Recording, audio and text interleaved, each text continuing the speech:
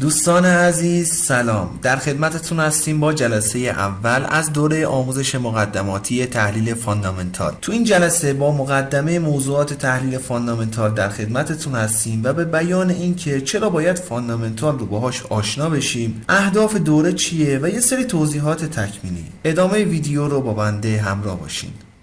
با نام و یاد خدا، عرض سلام مجدد، ادب و احترام دارم خدمت دوستان و همراهان گرامی. در این دوره دوستان با مفاهیم ابتدایی و مقدماتی فاندامنتال آشنا میشیم. از اهمیت فاندامنتال بخوام بهتون بگم، خب بهتر از بنده میدونید اضلاع موفقیت در بازارهای مالی این سه مورد هستن، یعنی روانشناسی، مدیریت سرمایه و سیستم معاملاتی. حالا از نظر بنده، دیدگاه شخصی از دوستان این مورد که میخوام خدمتتون عرض کنم، تعصبی هم روش ندارم، دیدگاه همه عزیزان محترمه، ولی دیدگاه شخصی بنده اینه از این سیستم معاملاتی، حالا هر درصدی که میخواین براش در نظر بگیرین، نصفش تحلیل تکنیکال هست، نصف دیگه تحلیل فاندامنتال. یعنی اگه تحلیل فاندامنتال رو بلد باشین، به جرئت میتونم بگم 30 الی 40% بازدهی معاملاتتون بالاتر میره. حالا در ادامه ویدیو بیشتر این مورد رو دربارش توضیح میدم، ولی اسم فاندامنتال میاد، دوستان فکر میکنن فاندامنتال خبره. فاندامنتال دوستان هیچ ارتباطی با خبر نداره. هیچ وقت یه تریدری که بر اساس فاندامنتال کار میکنه نمیشینه خبر نگاه کنه، روزنامه بخونه، اخبار ببینه، اصلا ارتباطی با این موضوعات نداره. شما توی فاندامنتال باید به صورت عمیق مفاهیم اقتصادی رو بلد باشین، مثلا بدونید تورم چطوریه، چطور بوده، چطور خواهد بود و بر این اساس رفتار بانک‌های مرکزی رو پیش بینی کنید. در ارتباط با قدرتی که به ارزشون میخوان بدن یا کاهش قدرتی که برای ارزشون میخواد اتفاق بیفته، تمامی اینها رو با داده‌های مختلف به دست بیارین. یه تریدر فاندامنتال تمامی دیتاها رو در کنار هم قرار میده و بر اساس اونا پیش بینی میکنه که قراره در ماه‌های آینده چه اتفاقی بیفته. اگه درست پیش بینی بشه، در قدم اول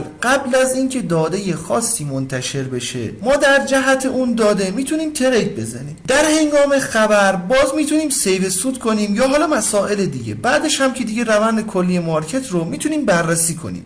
اینایی که خدمتتون توضیح دادم بیس و پایه شناخت داده های اقتصادی مهم هست. بعد به مرور زمان در کنار هم قرار میگیرن و مواردی که خدمتتون توضیح داده شد. حالا برای اینکه بتونید فاندامنتال رو به صورت حرفه‌ای کار کنید، اول باید داده های اقتصادی مختلف رو بشناسین، چه تأثیری دارن، چه ارتباطی رو با هم دارن. اینا رو در کنار هم قرار بدین، یه دیدگاه کلی از اقتصاد اون کشور به دست بیارین. بعد تأثیر این موارد رو روی بازارهای سهام، کامودیتی ها، اوراق قرض، دارایی های مختلف رو بدونید. حالا اینا رو هم یاد گرفتیم، بعدش اقتصاد 5 کشور مهم رو که در ادامه بهتون میگم کدوم کشورها باشه رو بدونید. حالا میتونید بیاین و تصمیم بگیرین که چه چیزی رو باید معامله کنید. بازار سهام رو معامله کنید، کامودیتی ها معامله بشه. اگه میخواین جفت ارز معامله کنید، کدوم جفت ارزها معامله بشه. اینا دوستان یه سری پروسه های طولانی هست و پیچیدگی بسیار بالایی رو دارن. تجربه شخصی خودم رو میخوام بهتون بگم، زمانی که به صورت عمیق وارد مباحث فاندامنتال شدم، دیگه از یه مرحله به بعد واقعا قفل شدم که باید چه کاری انجام بشه. ولی دوستان برای شخصی که بخواد فقط فاندامنتال کار کنه، یادگیری این مباحث براش مهمه و باید وقت بذاره. کسی که تکنیکال و فاندامنتال رو به عنوان سیستم معاملاتیش با هم در نظر گرفته، فقط کافیه داده های اقتصادی مختلف رو بشناسه، این که چی هستن و چه تأثیری رو روی بازارها در کوتاه مدت و بلند مدت دارن و در نهایت یه سری منابع هستن که احتمالاً بهتون معرفی خواهم کرد. این منابع رو پیگیری کنید، هم بهتون دیدگاه و تحلیل کلی از روند بازار رو میدن، هم باعث میشه به مرور زمان مباحث عمیق فاندامنتال رو یاد بگیرید. یعنی با یه تیر داریم 2 تا نشونه رو میزنیم، هم دیدگاه و تحلیل بازار رو متوجه میشیم، هم فاندامنتال یاد میگیریم. شخصا زمانی که این پروسه دومی رو دنبال کردم، یواش یواش تونستم با مفاهیم عمیق اقتصادی رابطه برقرار کنم و یعنی قبلش درک فاندامنتال خیلی برام سخت بود. به هر حال شما عزیزان دارین پای صحبت‌های بنده میشینین و من کل تلاشم اینه وقتی که دارین میذارین براتون بازخورد و خروجی مناسبی رو داشته باشه. این نباشه که بیایم یه سری مطالب کتابی و مفهومی رو مطرح کنیم، بعد شما در بازار نتونید باهاش ارتباط برقرار کنید.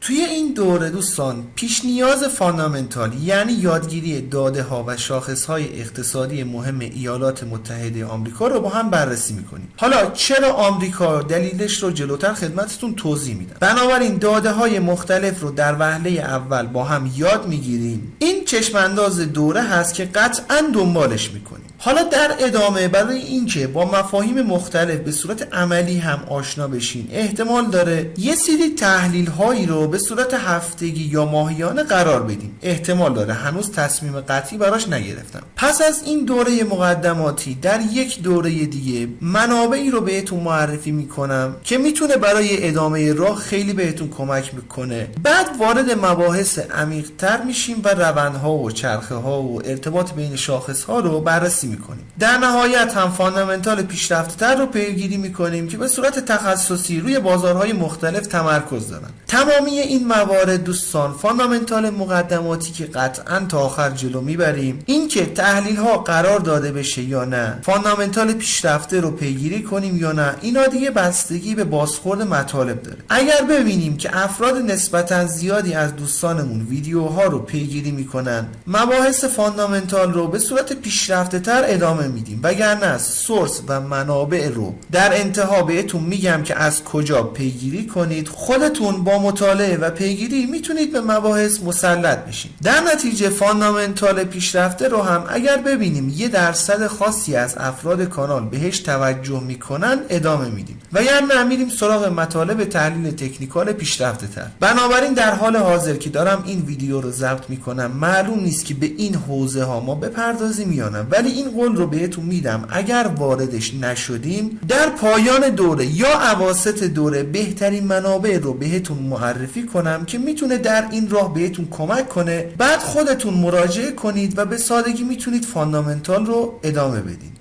دوستان چرا باید اصلا فاندامنتال رو یاد بگیریم؟ ببینید این چارت 4 ساعته یورو به دلار هست در ماه گذشته، یعنی ماه آگوست. از ابتدای ماه میخوایم داده های مهم، شاخص های زیادی دوستان طی یک ماه منتشر میشه. من سعی کردم شاخص های مهم رو توی این تصویر براتون بیارم. قبل از اینکه شروع کنیم این نکته رو بهتون بگم که الان نمیگم این داده ها چی هستن، چه تأثیری رو روی بازار میذارن و چجوری باید ازشون استفاده کنیم. فعلا میخوام ببینیم فاندامنتال دقیقاً چجور به دردمون میخوره. ببینید ابتدای ماه NFP رو داشتیم که منفی اومد، باعث کاهش ارزش دلار و روند صعودی تا این محدوده. بعد توی این قسمت داده مربوط به ISM سرویس PMI منتشر شد، خوب هم منتشر شد و شاهد تقویت دلار بودیم. توی این محدوده داده خاصی رو نداشتیم و یه بازار رنج. بعدش شاخص PPI ضعیف منتشر شد و کاهش ارزش دلار رو، باز هم صعود قیمت تا این قسمت. تو این قسمت داده های مربوط به CPI رو داشتیم، تقویت ارزش دلار. روز بعد هم ریتیل سیلز رو داشتیم که باعث تقویت بیشتر دلار شد. ولی در روز بعد داده های مربوط به حوزه مسکن منتشر شد و کاهش ارزش دلار و روند صعودی تا این محدوده ها که در نهایت یه بازار رنج رو اینجا داشتیم و با شاخص PMI اصلاح رو در بازار تجربه کردیم. ولی بعدش در جلسه بانک مرکزی که داشتیم باز شاهد کاهش ارزش دلار و صعود در قیمت بودیم. ببینید دوستان این چارت رو به یه تحلیلگر تکنیکال نشون بدیم. دیدگاه اولی که داره میگه آقا روند صعودی. قبلش رو بخوایم نگاه کنیم یه روند نزولی رو ما داشتیم. بنابراین با زده شدن این قله روندمون طبق تحلیل تکنیکال تغییر پیدا کرده. حالا باید منتظر بشیم قیمت به نواحی حمایتی برسه و حالا خلاصه طبق تحلیل تکنیکال وارد بشیم. ادامه داستان هم فعلا حالا صعودی. خب حالا شما فرض بگیرین در این قسمت از چارت ما قرار داریم،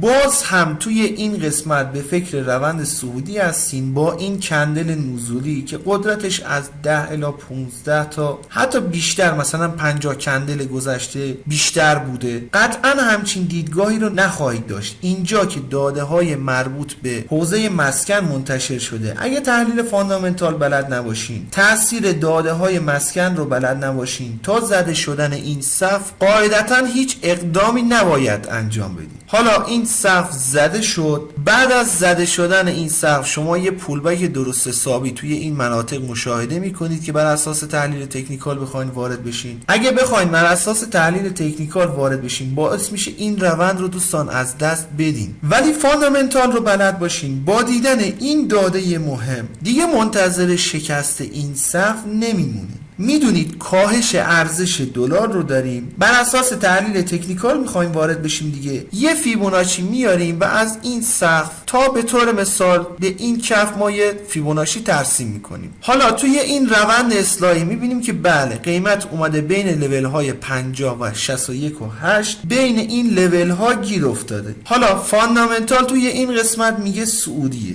تحلیل تکنیکال هم میگه که آقا ما یه حرکت داشتیم این سقف زده شده، اینم یه پولبک به محدوده 50%. بنابراین با کنار هم قرار گرفتن این دو موارد میتونستین اینجا وارد بشین، استاپتون رو پایین این لو قرار بدین، تارگتتون هم 1 برابر 2 برابر 3 برابر 4 برابر استاپ. ببینید دوستان میخوام این نتیجه گیری رو انجام بدیم که چقدر فاندامنتال قشنگ داره روند بازار رو به همون نشون میده. ابتدا با داده مهم NFP روند صعودی، شاخص بعدی روند نزولی و رنج شدن بازار، باز شاخص مهم و صعود قیمت، 2 تا شاخص دیگه برای حرکت اصلاحی بازار، یه شاخص بسیار مهم با صعود قیمت. چقدر قشنگ فاندامنتال داره روند بازار رو بهمون نشون میده. حالا روند بازار رو فاندامنتال بهمون نشون داد، تکنیکال، پرایس اکشن و سبکای دیگه هم مناطق ورود و خروج و تارگت رو نشون میدن. این میشه یه دیدگاه و تریدر حرفه‌ای. ولی شما بخواید تک بعدی تکنیکالی نگاه کنید چقدر از این روند رو شما میتونستین بگیرین، یا فقط فاندامنتالی باشه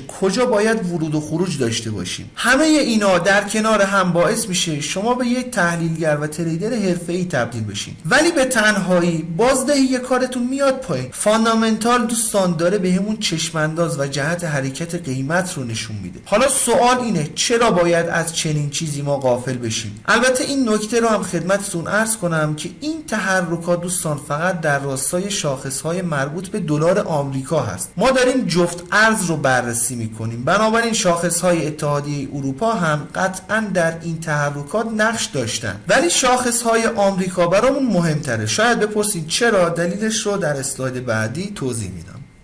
با این مقدمه این اسلاید رو شروع کنیم که اقتصادهای بزرگ برای ما اولویت دارن. ببینید دوستان توی سایت ها و ترمینال های خبری یا مثل سایت فارکس فکتوری که حالا در جلسه بعدی آموزشش رو میدیم، اگر بخوایم تمامی اخبار و داده های مختلف رو ما بررسی کنیم خب اخبار بسیار زیادی منتشر میشه. مثلا اتحادیه اروپا هر کشور برای خودش شاخص های اقتصادی مختلفی داره. هر دقیقه میشه گفت یه خبر، یه داده، یه چیزی در جهان منتشر میشه. آیا همه اینها رو به عنوان یه معامله‌گر باید بررسی کنیم؟ قطعا اینجوری نیست. به خاطر اینکه اگه بخوایم به اخبار اولویت بدیم 95% اخبار حذف میشن، اصلا اهمیتی در بازارهای مالی ندارن. اخبار و اقتصادهای بزرگ دوستان برای ما اولویت دارن. به این تصویر نگاه کنید. به این تصویر میگن تصویر کیک اقتصادی جهان که بر اساس داده خاص که اقتصاد کشورها رو نشون میده تهیه شده. همونطور که روی تصویر مشاهده میکنید اقتصاد آمریکا اقتصاد 26.9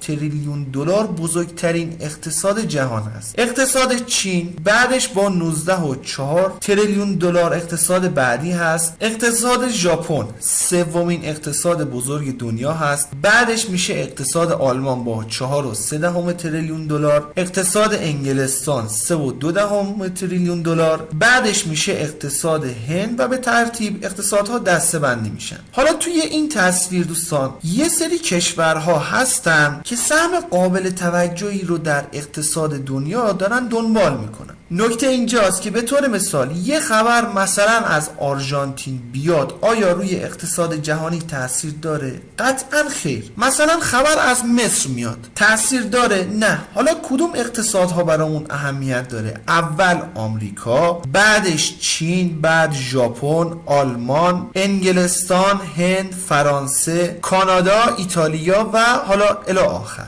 ایتالیا و فرانسه هم دوستان میشن جزو اتحادیه اروپا، همشو یکی در نظر میگیریم. هند هم باهاش کاری نداریم چون هنوز اونقدر بزرگ نشده و اطلاعات خاصی ازش بیرون نمیاد. کلا بخوایم در نظر بگیریم 5 تا اقتصاد مهم رو داریم. اول آمریکا، بعدش اتحادیه اروپا، بعد چین، بعد ژاپن و در نهایت انگلستان. اخبار این 5 حوزه رو باید دنبال کنیم. باز توی همینا مثلا تاثیر اقتصاد آمریکا رو با اقتصاد ژاپن مقایسش کنید یا با اقتصاد انگلستان مقایسش کنید. اقتصاد آمریکا دوستان 8 برابر 9 برابر این اقتصادها هست. بنابراین اقتصاد آمریکا خیلی برامون اولویت داره. اقتصاد چین برامون خیلی مهمتره. نصف اقتصاد دنیا رو تقریبا میشه گفت همین 2 تا کشور دارن. 70-80% اقتصاد دنیا رو این 5 حوزه که خدمتتون توضیح دادم برامون تشکیل دادن. بنابراین وقتی یه دیتای اقتصادی از آمریکا منتشر میشه، نه تنها توی بازارهای مالی آمریکا، توی مابقی بازارهای بزرگ و کوچیک دنیا تاثیر میذاره. چرا؟ چون بزرگترین اقتصاد جهانه، چون بزرگترین واردات دنیا رو داره. مثلا یه خبر اقتصادی بد رو داشته باشیم، اقتصاد آمریکا ضعیف بشه، وارداتش کمتر میشه، اقتصاد چین ضربه میخوره، اقتصاد ژاپن ضربه میخوره، همه جهان رو تحت تاثیر میذاره همون خبر بد. مثلا اقتصاد چین در سالهای 2019 و 2020 وارد رکود شد، تمام اقتصاد جهانی رو با خودش پایین آورد. یه نکته بسیار مهم رو درباره اقتصاد چین بهتون بگم. اقتصاد چین دوستان اونقدر شفافیت لازم و کافی رو نداره. به خاطر همین معامله‌گرا بعد از اقتصاد آمریکا تمرکزشون روی اتحادیه اروپا هست. بعد از اتحادیه اروپا به چین یه نگاهی میندازن چون شفافیت بالایی در انتشار اطلاعاتش نداره، ولی اتحادیه اروپا و آمریکا اقتصادشون یه اقتصاد مهندسی و در چارچوب‌های خاصی داره جلو میره و شفافیت بالایی رو دارن. بنابراین بخوایم نتیجه بگیریم اقتصادهای بزرگ برای ما اولویت دارن و نتیجه ای که میگیریم، باز میخوام برگردم به چارت قبلی، اسلایدهای قبلی. الان بهتر متوجه میشین که چرا باید شاخصهای مهم آمریکا رو بلد باشیم و چرا تاثیرش بیشتره. عذرخواهی میکنم دوستان ویدیو طولانی شد. دوره رو دوستان سعی میکنم ویدیوهاش بین 10 الی 20 دقیقه باشه. تایم های بالاتر نیازمند وقت ویژه هست و معمولا بازدهی میاد پایین. انشالله ویدیوهای آینده رو با تایم کمتر منتشر میکنیم. کلیات و مقدمه این چیزایی بود که خدمتتون عرض شد و مطمئنم شما که تا اینجای ویدیو رو تماشا کردین قطعا مباحث فاندامنتال رو به اهمیتش پی بردین و ادامهش میدین. امیدوارم که شرایط جوری باشه که ادامه بدیم، ولی اگر به مبحث